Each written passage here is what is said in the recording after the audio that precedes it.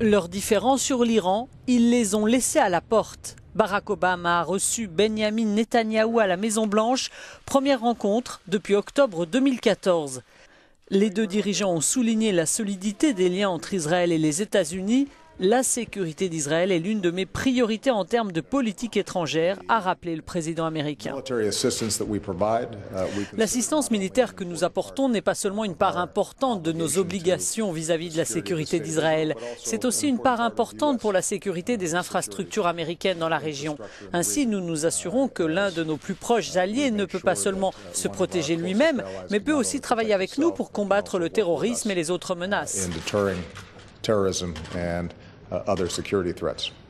Les attaques répétées contre des Israéliens, souvent au couteau depuis début octobre, ont été au centre des discussions.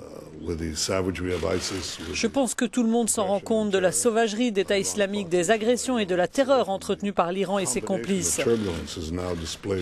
La combinaison de ces violences a déplacé des millions de personnes, des centaines de milliers ont été massacrés et nous ne savons pas ce qui va en sortir. Pendant qu'à Washington, des Palestiniens et des Juifs manifestent contre l'aide américaine, Netanyahou espère une rallonge. Israël reçoit 3,1 milliards de dollars chaque année, mais souhaiterait passer à 5 milliards selon des sources au Congrès.